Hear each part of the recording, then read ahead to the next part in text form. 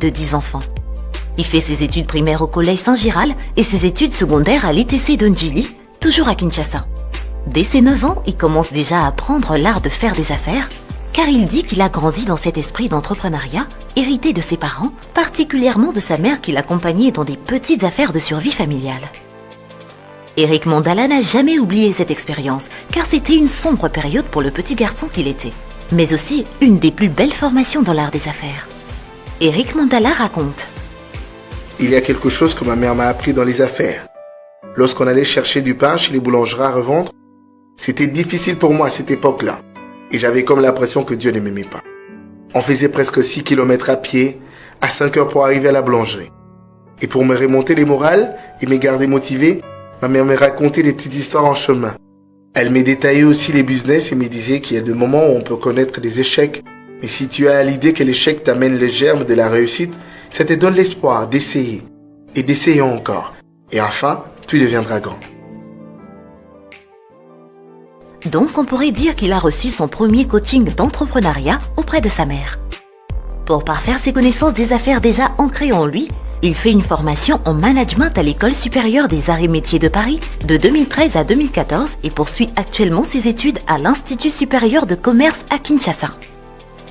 À 14 ans, soit en 1990, il devient autonome et lance ses propres activités. À 27 ans, il quitte le Congo pour Kigoma en Tanzanie et se lance aussitôt dans les affaires. Quelques années plus tard, il arrive à Nairobi au Kenya, toujours pour les affaires, et se met au service de M. Armstrong, un grand homme d'affaires œuvrant dans le domaine de transport.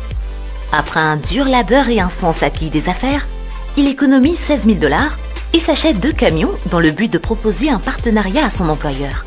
Mais les choses ne tournent pas comme il l'espérait. Il raconte: Je suis allé voir mon patron. Il lui a proposé d'être associé dans son entreprise de transport. Et il s'est moqué de moi. Il refusa car il pesait des millions et possédait plus de 200 camions. Mais cela ne m'avait pas découragé et j'avais persévéré. J'avais encore sollicité un autre rendez-vous et je suis tombé pile poil le jour où tous ces camions étaient partis en location. Et mes 2 camions étaient sa dernière chance car il avait des marchandises à acheminer. C'était le début de notre collaboration et de mon ascension dans les affaires. L'homme finit par moissonner ce qu'il a semé. C'est que tu n'as pas cherché, tu ne peux pas le trouver. En 2008, il lance à Nairobi sa première entreprise, Mandala International, spécialisée dans le transport. Le succès de cette entreprise va mettre en confiance d'autres investisseurs qui le conduiront dans le commerce du diamant, une de ses principales activités à ce jour. En 2012, il crée la société Faman, une société concentrée sur le commerce du diamant et de l'or, l'immobilier et l'investissement en RDC, au Kenya et en Afrique du Sud, la production des papiers hygiéniques et des entreprises de transport, puis en 2015, il rebaptise Faman en Obstiné SRL. Pour ceux qui pensaient que la richesse lui était tombée du ciel, vous êtes d'accord avec nous pour dire qu'il est vraiment un des véritables modèles de self-made man à l'africaine, et pourquoi pas à la congolaise? Son histoire ne mérite-t-elle pas la mention d'une success story? À vous d'en juger.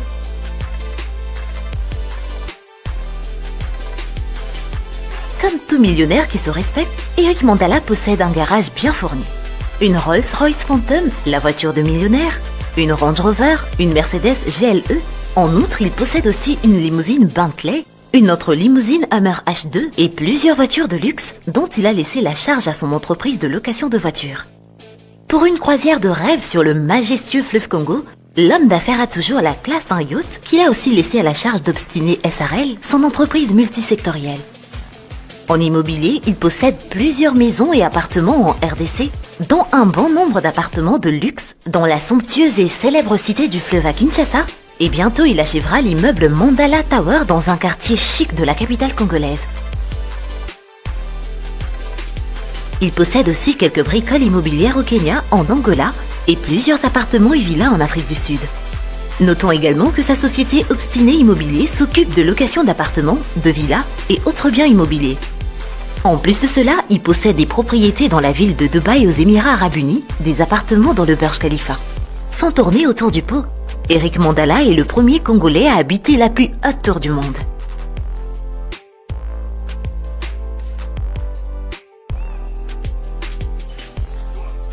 Dans l'industrie, l'entrepreneur congolais possède également une entreprise Obstiné SARL spécialisée dans la fabrication et la commercialisation des margarines, savons en poudre et des papiers hygiéniques. Mais ses talents d'entrepreneur ne s'arrêtent pas là. Oh non! L'intrépide homme d'affaires africain a également investi dans une chaîne de télévision à caractère événementiel avec des équipements de dernière génération dignes d'un studio hollywoodien. Il occupe le poste de président du conseil d'administration de Univers Group Télévision, surnommé par le public la chaîne à l'image 4K. La chaîne de télévision est dirigée par sa sœur, une pro du monde des médias. Les studios de la chaîne sont également situés dans la fameuse cité du fleuve à Kinshasa. L'un des principaux secteurs d'activité d'Eric Mandala est le diamant. Il possède un grand département dans Obstiné SARL qui œuvre également dans l'achat et la vente des pierres précieuses. Et rares sont les diamantaires qui gardent leur constance comme lui. L'insatiable investisseur a aussi investi dans l'agroalimentaire avec une grande ferme où l'on élève plusieurs bovins et il se lance également dans la production de farine et mettra bientôt la main sur le marché congolais et africain de la farine de maïs bio ainsi que d'autres sortes de farine.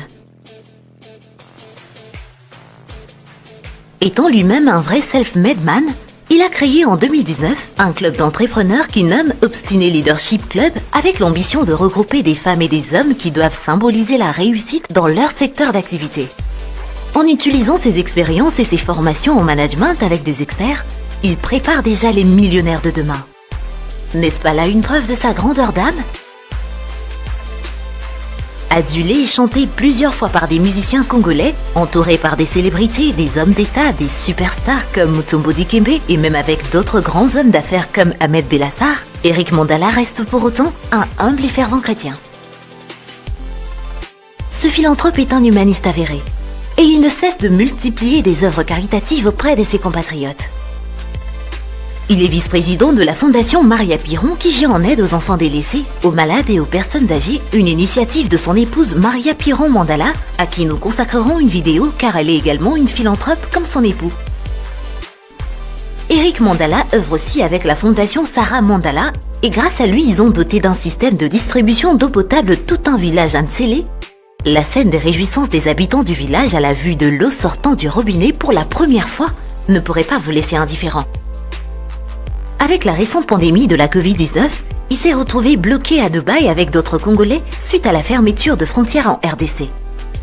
Sans arrière-pensée ni ambition politique, mais juste par bonté du cœur, il a pris en charge à ses frais le logement et la restauration de ses compatriotes qui avaient dépassé leur budget de voyage, car la plupart y étaient juste pour 2 semaines.